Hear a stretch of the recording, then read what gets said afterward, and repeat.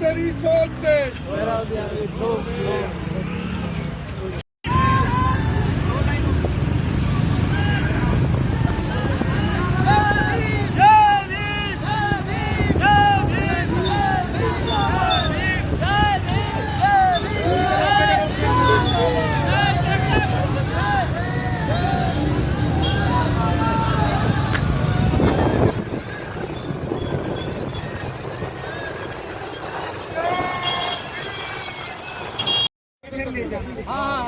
वहाँ लगाओ, पीछे लगाओ,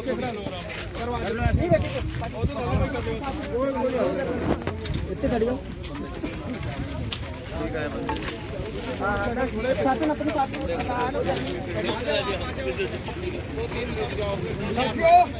अरे खड़ो आ रहे पंचकूले तो मतलब 15 मिनट 20 मिनट चलने पहुँच जाना उसी करके निकल जाना, ठीक है ना। करवा जाओगे, पैदल जाओगे, क्या फायदा लेंगे?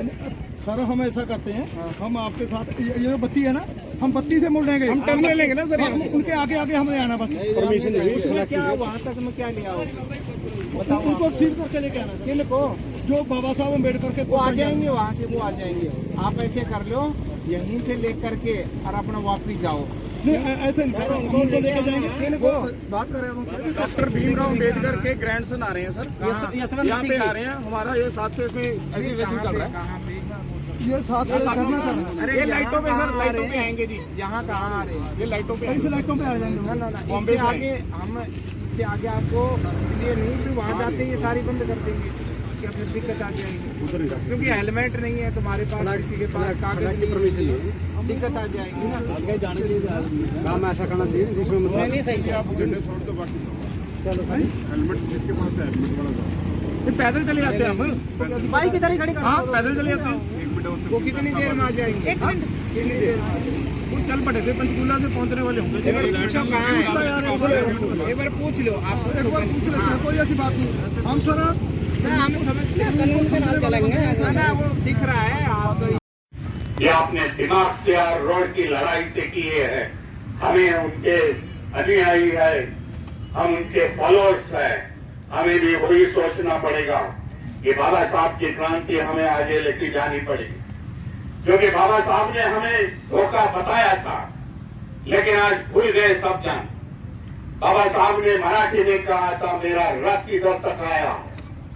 रथ बोला तो क्रांति का, रिवॉल्यूशन का रथ आ गया है, वो पीछे मत लेके जाओ। नहीं समझा तो उधर ही रखो। आज समय आ गया है, बाबा साहब तो अकेले थे। आज तो हम करोड़ों के वादा करेंगे कि हम आप बाबा साहब का क्रांति का रथ आगे लेके जाएंगे और इस देश का भविष्य हम लोग उज्जवल करेंगे। यही वादे के साथ मैं अपने वाणी को विराम देता हूं। जो हाथ उठा गए मोदी भाई साहब, हाथ उठवाओ। हाँ हाँ हाथ उठवाओ। रिजर्वेशन जो पॉलिसी चल रही है देश में, भाई सभी सरकार है एंटी रिजर्वेशन है, ये पहले देख लो। बाबा साहब ने हमें रिजर्वेशन दी थी, लेकिन ये सरकार एंटी रिजर्वेशन है। देश में कॉन्ट्रैक्ट बेस्ड सिस्टम लाने का प्रयास है और शुरुआत हो गई। हर एक राज्यों में कॉन्ट्रैक्ट बेस्ड सिस्टम है और इसके लिए कॉन्ट्रैक्ट बेस्ड सिस्टम के लिए रिजर्वेशन होना, रिजर्वेशन खत्म कर दिया। इसके लिए कॉन्ट्रैक्ट बेस्ड सिस्टम पिछली बार मैंने ये बताया था महाराष्ट्र में कि भाई से पत्रकारों ने मुझे पूछा है, भाई नहीं कामगारों के बारे में मैं बात कर रहा था कॉन्ट्रैक्ट बेस्ड सिस्टम के लिए, तब मैंने बात रखी वहां, वही बात रखता हूं।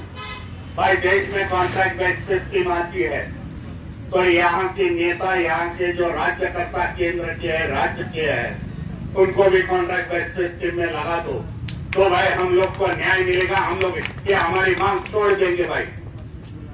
इस तरीके से देश में कॉन्ट्रैक्ट बेस्ड सिस्टम लाने का प्रयास यही है कि जो सरकारी कंपनियां हैं वो बेच चुकी है, जो कुछ बची हुई है 2024 में बैठ गए तो वो भी बेच जाएगी।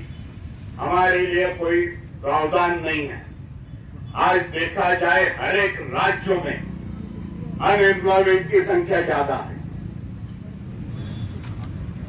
लाखों के संख्या से लोग आज डिग्री में, हमारे बच्चे डिग्री ले चुके हैं, लेकिन आज उनके पास काम नहीं है।